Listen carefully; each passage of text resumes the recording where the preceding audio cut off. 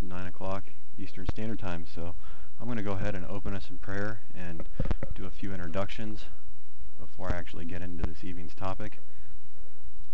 And I think that'll allow maybe a few other people to join us if they're coming in a little bit late.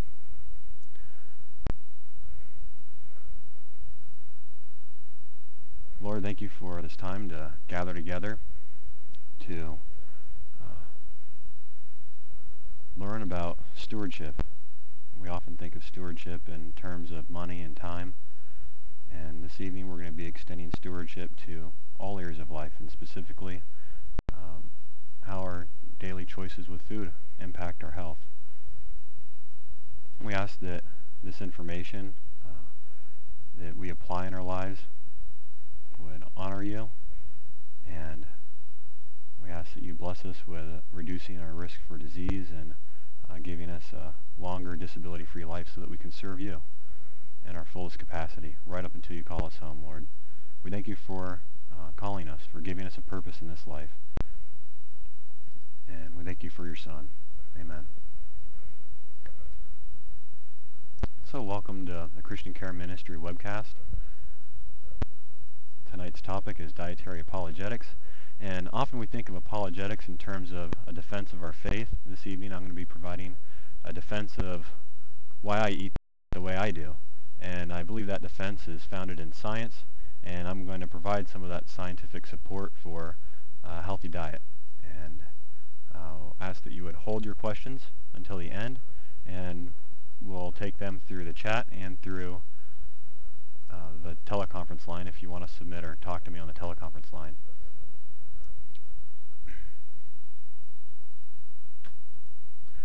Let me start by telling you in a couple minutes who we are as a ministry, and then I'll introduce myself. Christian Care Ministry provides a number of services that include MediShare. MediShare brings Christians together to share medical bills on a no-profit basis as an alternative to health insurance. You can find more information at medi-share.org, and you'll find that MediShare is about half to a third the cost of traditional health insurance. MANA provides Christian disability sharing, which functions a lot like AFLAC for Christians. When they're not able to work, other Christians come together to support them in that time of need. You can find more at manacds.org. Health Initiatives provides innovative health solutions. You can find more information at ccmhi.org. That stands for Christian Care Ministry Health Initiatives.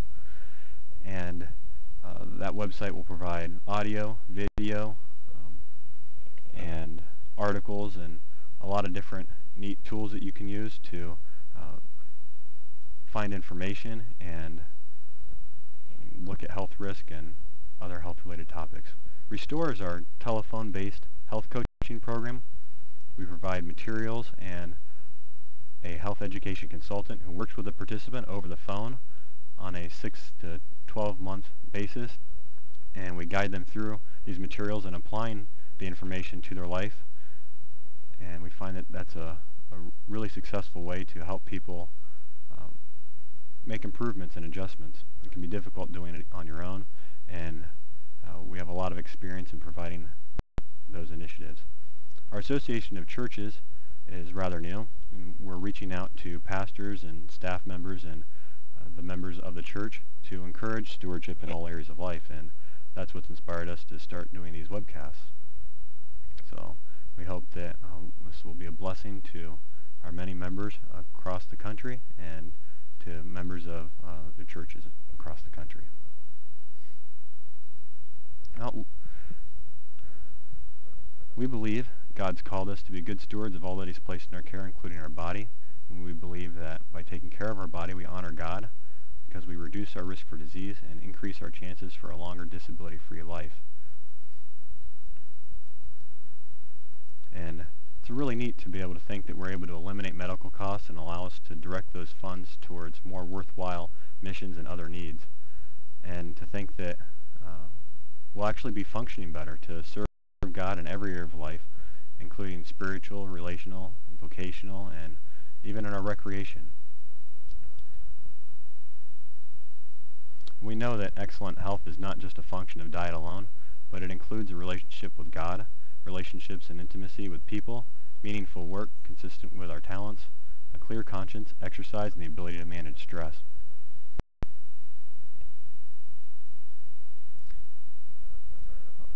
I realize I didn't introduce myself. My name's John Reinhold. I've been working with Christian Care Ministry for 5 years now, developing programs and services for our members. My background is in corporate and community health and wellness. That was my undergraduate work, and graduate work was in wellness and gerontology and business administration. Without further ado, let's get right into our topic this evening, providing a defense for why we might choose to eat one way or another. This first slide shows the U.S. food consumption by calories. And I'd like to start by pointing out that we eat almost 90% of our calories from refined and processed foods and dairy and animal foods. 51% of our calories come from refined and processed foods, and I just think that's amazing. Maybe not so amazing when you consider how calorie dense a chip or some of those obvious items are, donuts and other snack foods. But maybe surprising when you also consider that it's foods that you might consider healthy. If you went to a grocery store, you'd see things like wheat thins and wheat crackers and maybe even brown bread that you're assuming is a whole grain product when actually it's marketed as a wheat product, but it's not a whole grain product. One of the major ingredients you should look for in a bread. So I think we eat a lot more in the way of refined and processed foods than we realize. And because they're so calorie dense, they make up a majority of our calories in America. 42% of our calories are coming from dairy and animal foods. And when you consider the fact that this is where we get all of our cholesterol, and we know that cholesterol contributes to the cholesterol in our body, and we have proof of that when we look at cholesterol levels on a regular basis for our Restore participants, and we find that they fluctuate in direct proportion to the amount of animal products they eat, and the research also supports that. And you consider this is where we get the majority of our saturated fat. Saturated fat primarily comes from dairy products in our country, and full-fat dairy. A lot less so from the low-fat dairy. And we only get 7% of our calories from fruit and vegetables. And fruits and vegetables, we know, have most of our vitamins and minerals and all of our antioxidants and phytochemicals, the things that help retard the disease processes that most of us want to avoid and that are commonly afflicting Americans. And the bad news on top of that is that about half of that percentage there, about 4% of the 7, might be coming from French fries. So really that's not even a healthy vegetable. So we're only getting 3% of our calories maybe from healthy fruits and vegetables. That's just amazing. This is a picture of what the typical American family eats in a week. You see a couple boxes of pizza. You notice a large portion of the table is occupied by animal products, whether it be dairy or meat, and chicken and various types. And then you'll see a corner of the table is also occupied by fast food, Burger King, McDonald's, are a few of the items I can identify there. A large section of juices and colas and different types of refined drinks, a lot of chips, and you notice a few token grapes and a couple of tomatoes, and not a whole lot of fruits and vegetables. It's consistent with the last slide we saw.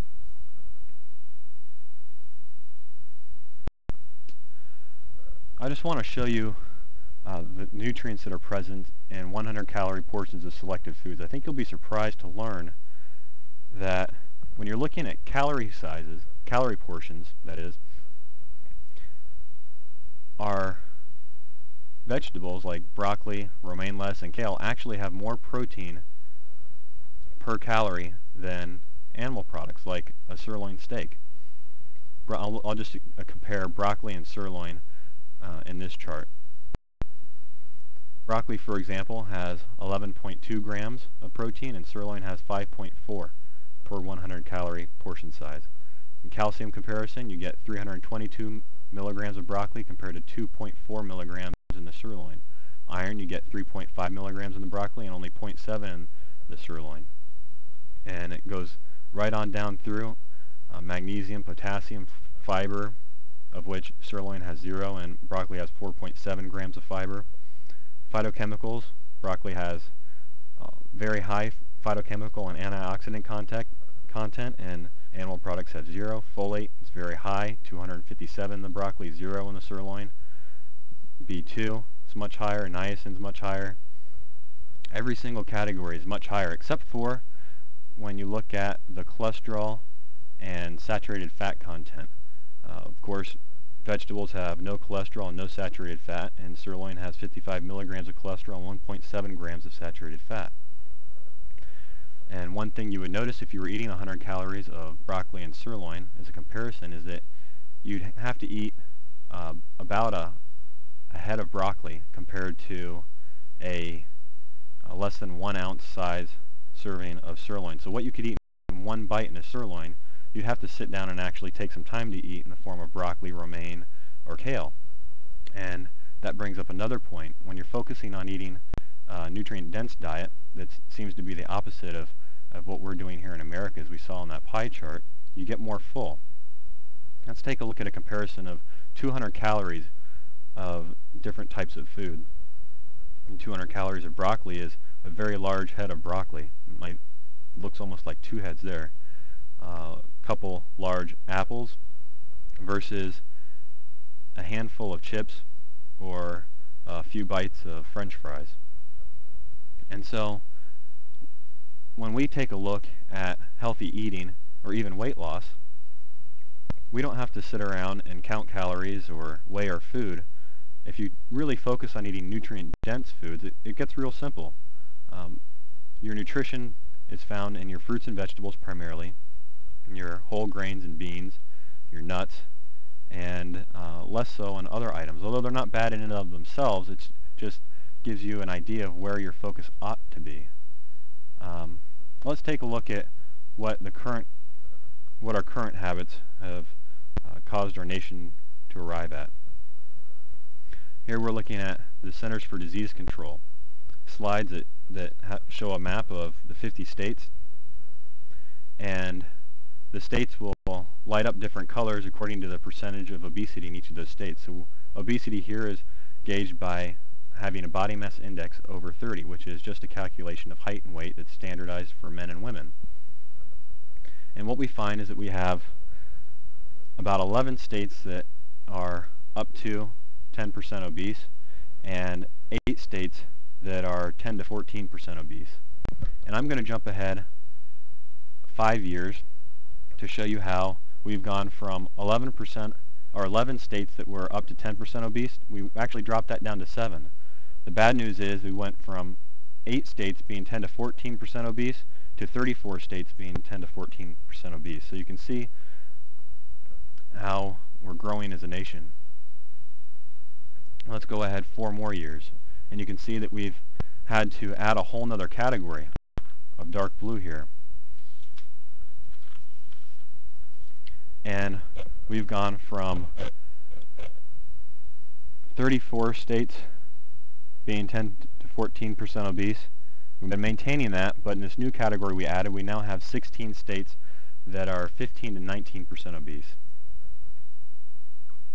And as we go forward here 5 more years to 1999, we have to add a whole nother category of states that are that represent populations that are up to 20% obese. And let's move ahead to 2004. This is the last data that I have collected. And we added a whole nother category of up to 25% obesity in several states. And what effect is this having on us as a nation? And I think many of us see this in the media, but we really don't realize how big of an impact it's having. Do you realize that 90% of people are dying from heart attacks, diabetes, strokes, and different types of cancer? I think that's just amazing. That the major killers of Americans between the ages of 55 and 75 are primarily lifestyle related. I mean, in large part, these are due to the kinds of choices we make day in and day out. Heart attacks, diabetes, and strokes accounting for 52% of all deaths, and all types of cancers accounting for another 38%, totaling 90% of deaths. And The good news is, as we move on this evening, we're going to look at how this doesn't have to be the case. Let's take a look at how other countries are faring.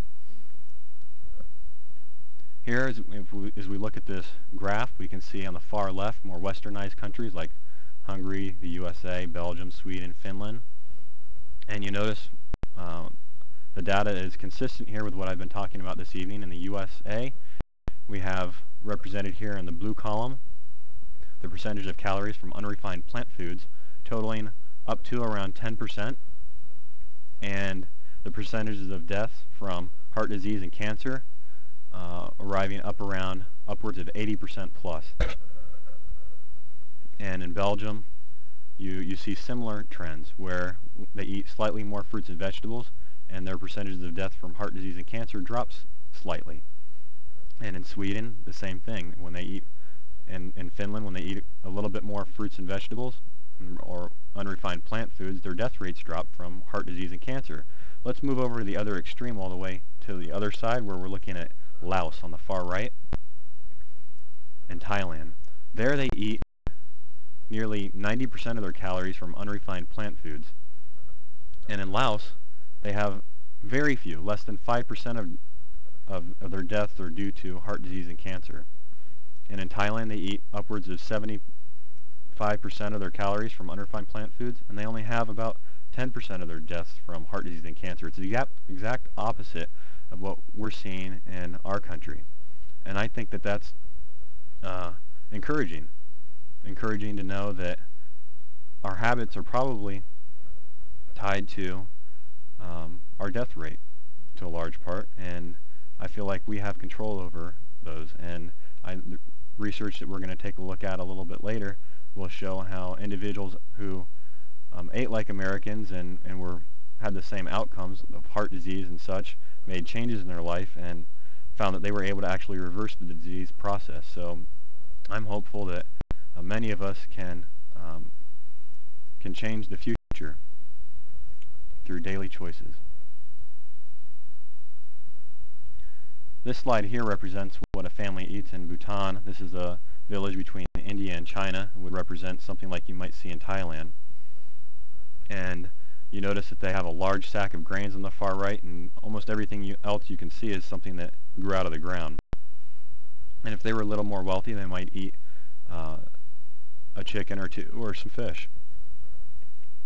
And with that previous slide, I think it's also worth noting that those people weren't vegetarians across the board. So I'm not saying that you have to be a vegetarian to be healthy. I'm just pointing out that when you eat a significant portion of your calories from unrefined plant foods, you have very different health outcomes than we have here in our country today. This slide was taken from Dr. Clapper's video, A Diet for All Reasons, and it shows a case study that he called Mr. 290 because the man weighed 290, his systolic blood pressure was 290, his total cholesterol was 290, and his blood sugars were about 290. And Mr. 290 came into the anesthesiologist's office that day and had his blood drawn, and when that blood was put through processing and left out on the counter for a few hours, the technician came back and noticed something very different from this blood compared to what normal blood should look like. You notice that the blood on the left that has the arrow pointing to the serum, that would be the portion of the blood that's separated from the red cells, is clear on the left, and the vial that's being held on the right shows the serum is actually very thick looking, and when he shook this vial, nothing moved in there. It was like glue, Elmer's glue inside this tube, versus how it should be, more viscous like water even. And he asked Mr. 290 what he had to eat before he came in, and Mr. 90 went on to report how he had stopped in for a double cheeseburger and fries and a milkshake. And what you're looking at here is all the saturated fat from the cheese and all the saturated fat from the meat and all the saturated fat from the milkshake collecting in his blood and separating in this vial. Let's go on to look at how that accumulates in the arteries in our body. Here we're looking at our main coronary artery, And you notice on the left, this was taken from, this is an autopsy taken from a 19-year-old kid who died in a motorcycle accident. And at his young age, he must have been eating pretty healthy, because 80% of our population actually has early stage atherosclerosis. That's in a report that was just out not too many days ago. And this individual here has fairly clean arteries. You notice you can see a consistent color throughout, only light yellowish streaking, and you can easily identify the toothpick size holes that are paired up in this artery. That's the blood that supplies blood flow to the spine. Now, I challenge anybody to find those toothpick size holes in the artery on the right. This is taken from an older gentleman who obviously led a very different lifestyle, or maybe a similar one that caught with him later in life. And I would describe this as looking like a pizza that had been blended and poured into the artery. You can see a lot of cholesterol deposits and different blood clots, and it's just a mess. And you can't even identify the pinhole or the toothpick size holes that would supply blood to the spine. So you have to wonder, what kind of back health would he have? Would he be also complaining of other pain around his body?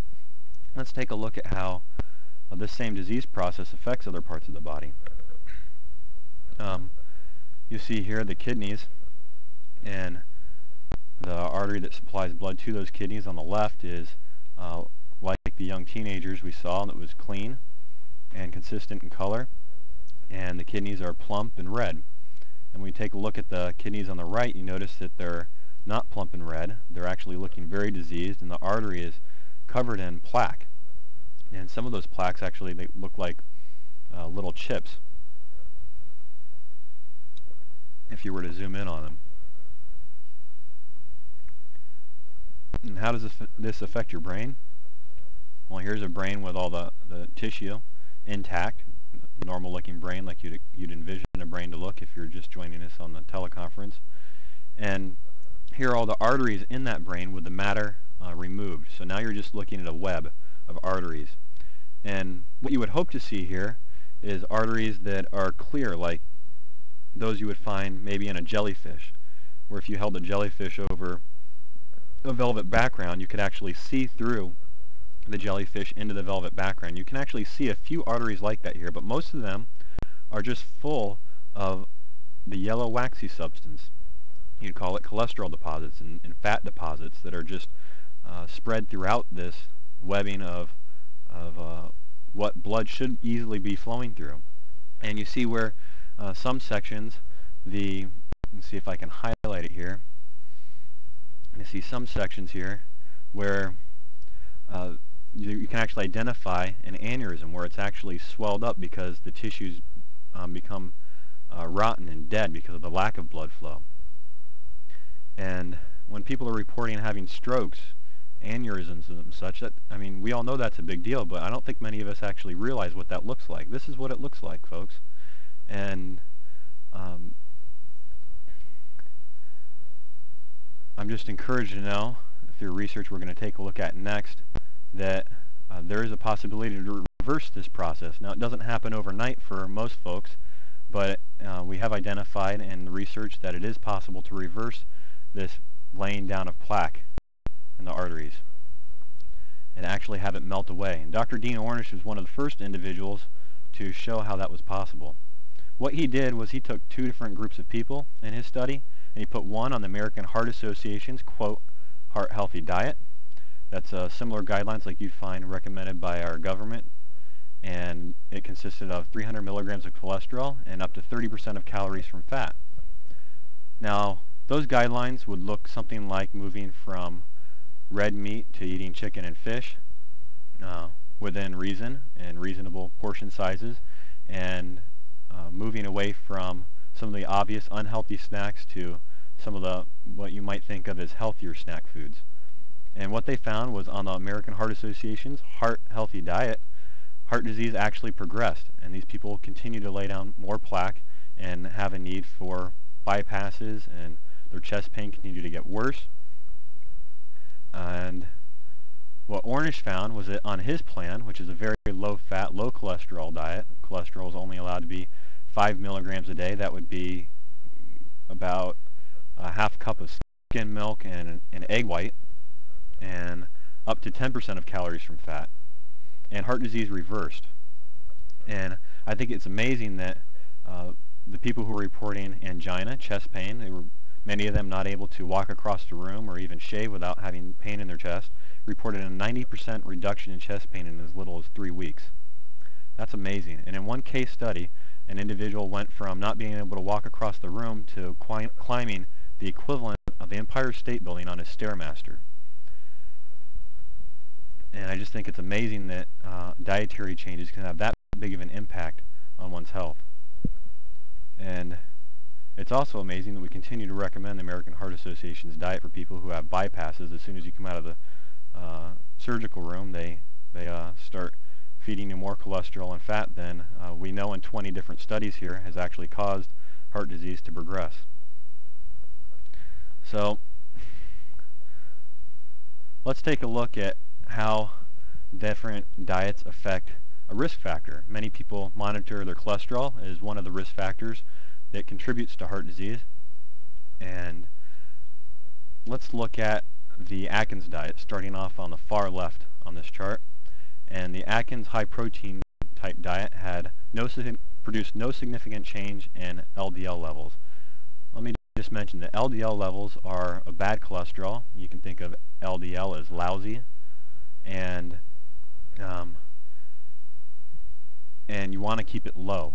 Under 100 is a normal guideline. You'll see that on many lab reports. If you were to go to have your cholesterol checked, they want your LDL under 100, and under 70 if you have any other disease processes like diabetes. And when they look at the Mediterranean type diet, this included a lot of olive oil and fat, they didn't find any significant change in LDL levels. When they looked at the American Heart Association's diet, the standard low-fat advice that we're used to providing people, they found only a 6% decrease in LDL levels. And we know that that's not significant enough to produce reversal for most people. When they looked at the low-fat vegetarian approach, that provided a 16% reduction in LDL levels. And we know from Ornish's study that the low-fat vegetarian approach does produce heart disease reversal. And that would include eating probably the majority of your calories from grains. And they looked at the cholesterol-lowering medication effect of statins on LDL levels and found that it dropped at 26%. And then they found another group, and this is unique. This is the first time this has ever been found in research. They looked at the people who ate a high-nutrient plant-based diet, and they had a 33% lowering in their LDL levels. That's significant because it's the first study to show that dietary changes can have more impact on lowering LDL than medication. And you'll notice that it's twice as much as the low-fat vegetarian group. And the difference between these groups is when you put vegetables as the foundation for your diet, fruits and vegetables, things that are nutrient dense, and as the basis for most of your calories versus, say, whole grains and other vegetarian type foods that might be high in fat like olive oil. And this is just one example of what a nutrient-dense diet might look like if you were looking at a food pyramid. Here you see vegetables are the basis of the food pyramid, and you can eat those in unlimited quantities. And you see that fruits and beans and legumes are the next category, divided evenly, and you can eat those in unlimited quantities. And then whole grains, raw nuts, and seeds are limited daily because for some people they can produce weight gain, and maybe for some individuals they actually need to eat more of those because they're trying to maintain weight or gain weight. But for most of us that's not the case. And fat-free dairy and fish are limited to twice weekly or less, and poultry, eggs, and oils are once weekly or less, and beef, sweets, cheese, milks, and processed foods, hydrogenated oils are rarely. So this isn't a vegetarian approach here. This is an example of eating a nutrient-dense diet. And probably if you had heart disease, you'd want to avoid the top part of this pyramid and avoid all maybe all fish and dairy and poultry, eggs and beef. That might be more consistent with the Ornish approach if you wanted to be sure you were practicing a lifestyle that would promote disease reversal, versus if you were me or another person who has maintained good cholesterol levels throughout their life and a healthy weight and activity level. You could probably eat something like this and live a lot like the Thai people who we know virtually had unreported heart disease in their populations, but they weren't vegetarians. I'll also mention that the highest nutrient foods are green vegetables, and raw vegetables would be the next category, and then beans and legumes, eggplants and mushrooms, tomatoes, peppers, fresh fruit. They're all very nutrient-dense foods. And your lowest nutrient per calorie foods would be flours and oils and sugars.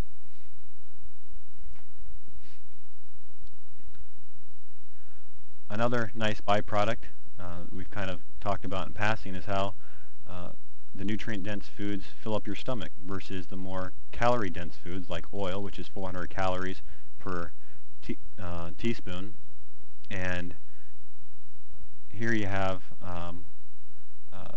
400 calories of oil. It shows you how it barely fills your stomach, and 400 calories of chicken fills a little bit more, but wouldn't definitely wouldn't make you feel full. When you look at 400 calories of spinach, eggplant, and beans, you notice that the stomach is filled to the brim, because 400 calories of spinach, eggplants, and beans look something like this. If you grabbed a whole bag of spinach, prepackaged spinach at your grocery store, that would be about 200 calories. Flip it over and look at it next time you go through the grocery store to make sure I'm accurate. And then you could put another entire can of say black beans on that salad. I like to do this myself. I heat them up. First I wash them off to try and get rid of most of the salt. That's if we haven't made our own beans. And then I heat them up and put them on the salad with some broccoli slaw and shredded carrots and tomatoes, or maybe some salsa. And you could put a lot of different things, vegetables, on that salad to bring it up to 400 calories. It would be a huge plate full of food. And I often have people actually comment when I'm in the lunchroom about how much food I eat when I sit down to have lunch. And I'm happy to be able to eat that much food. I love the food that I eat, so it's not like this is a deprivation diet at all. And I enjoy the quantity, and I enjoy the different flavors. And so I think that speaks a lot to how we can enjoy this style if you give it a chance and you work towards it. It may not be something that you arrive at in one night, but over time you can learn how to apply principles that encourage you to eat more nutrient-dense foods so you can enjoy the health benefits like those people who we looked at in the earlier slide, like those in the eastern countries that virtually have non-existent heart disease and cancer. So that concludes our webcast this evening. I'll open it up for questions and enjoy talking with people who are on our teleconference. If you want to call us on that line, you can do so by dialing 218-862-6114. Use code 393718 to ask me a question, or you can submit it through the chat feature here.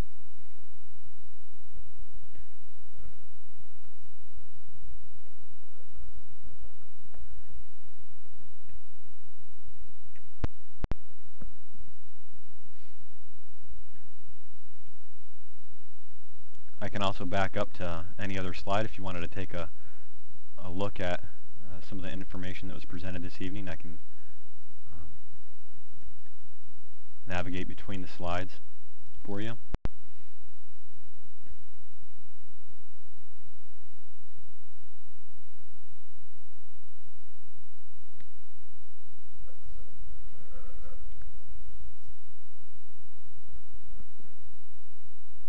Somebody yesterday, or Tuesday actually, when we did this presentation, asked if statins are a good supplement to use to bring down cholesterol and what kind of effect that would have on the body.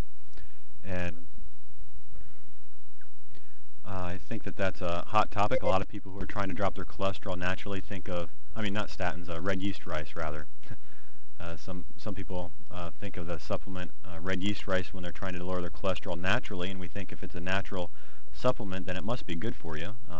After all, it's not a pharmaceutical drug. However, we know from different research that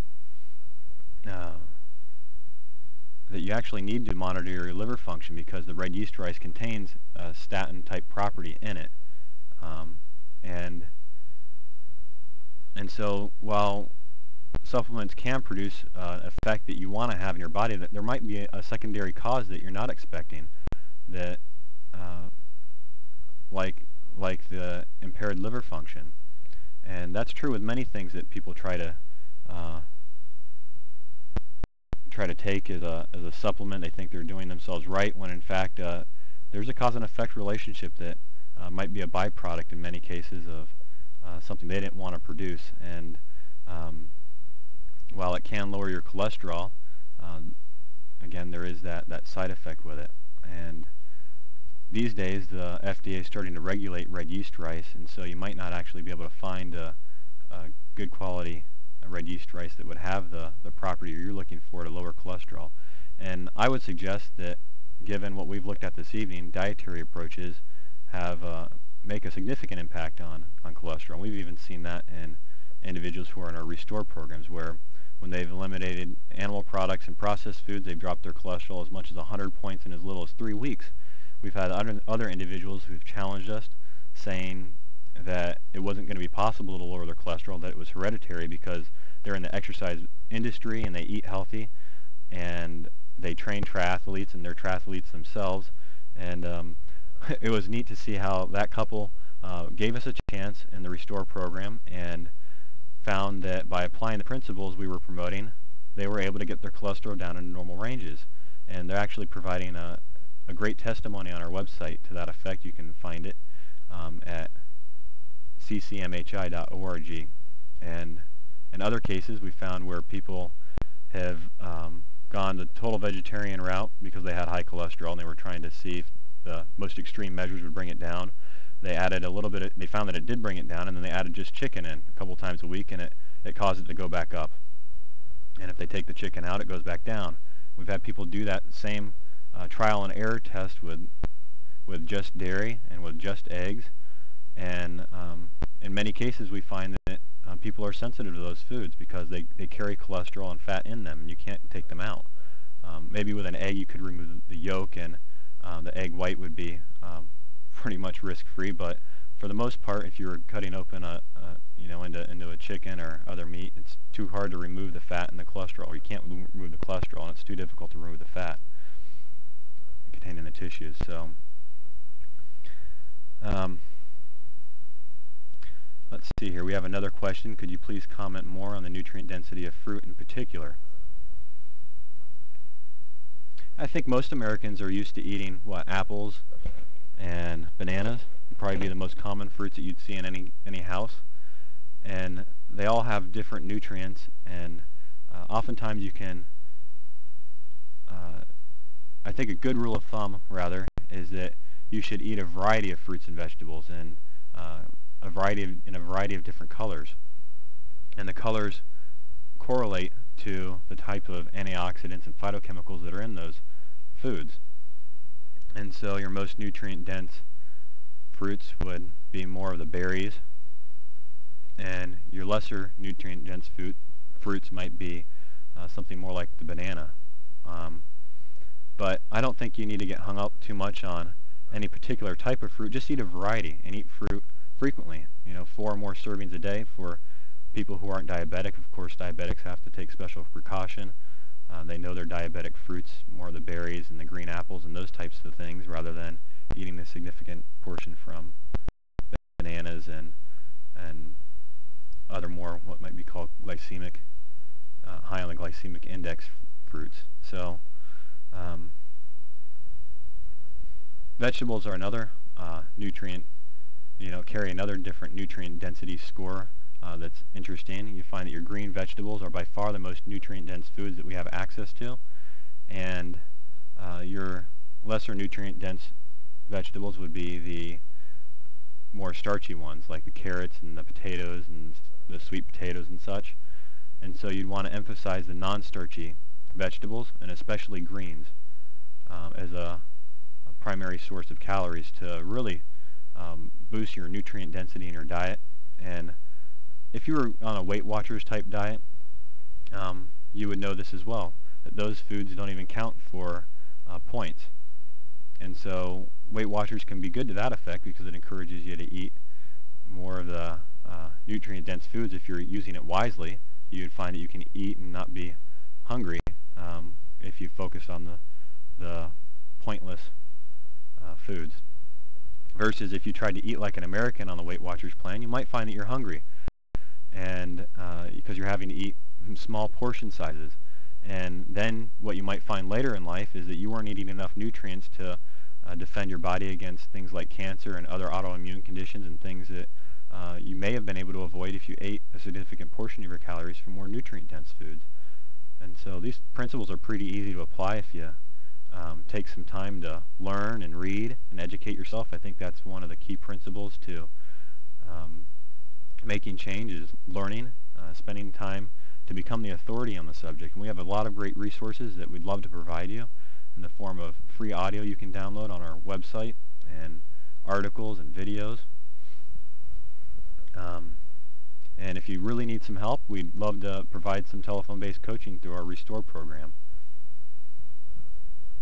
And if you're a part of an association of churches, you can talk to your pastor about participating in the Restore program. We provide one free Restore participation per association membership, and we have to have either the pastor be a Medishare member or a staff member be a Medishare member to have the church join. Previously we've made a couple exceptions for people we've communicated different details to, but for those of you who are tuning in now and understanding more about the Association of Churches, if you're on a church staff, you can nominate the church. If you're a Medishare member or if you are the pastor of a church, we welcome you to join and take advantage of the many benefits we offer to our Medishare churches. How can a person modify recommendations for competitive sports or to prevent weight loss?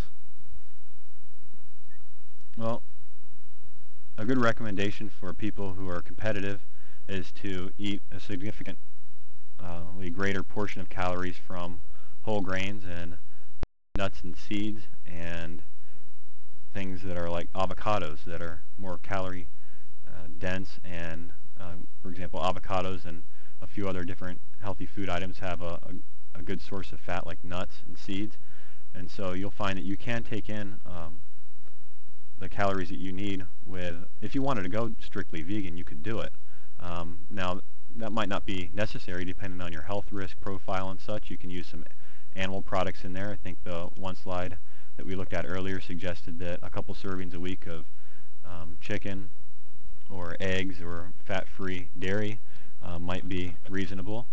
And probably if you're going to use animal products, the best source of an animal food would be the egg. You can find hormone-free, range-fed, antibiotic-free eggs these days, and if you ate the egg white, you'd be avoiding a lot of the cholesterol that could potentially affect your cholesterol profile. And it's a pretty cheap source of protein.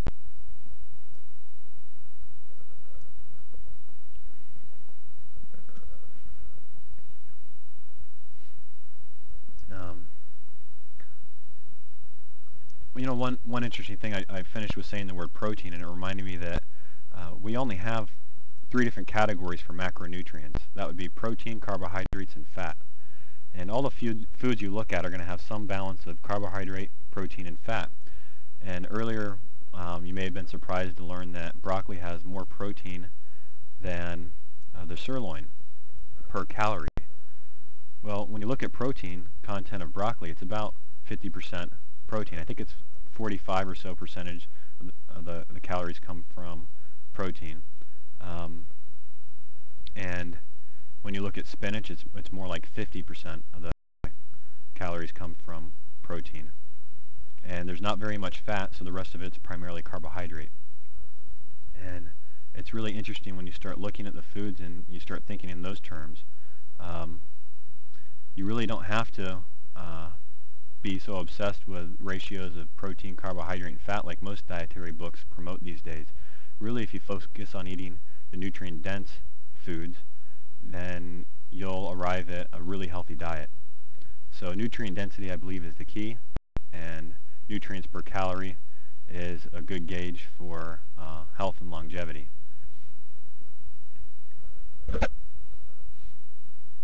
You can learn a lot more about this as well if we put up Joel Furman's Eat to Live slide showing the nutrient-dense food pyramid. You can find his book called Eat to Live on Amazon and at local bookstores, and that'll describe in more detail what we've been talking about this evening, provide some solid direction for laying a foundation.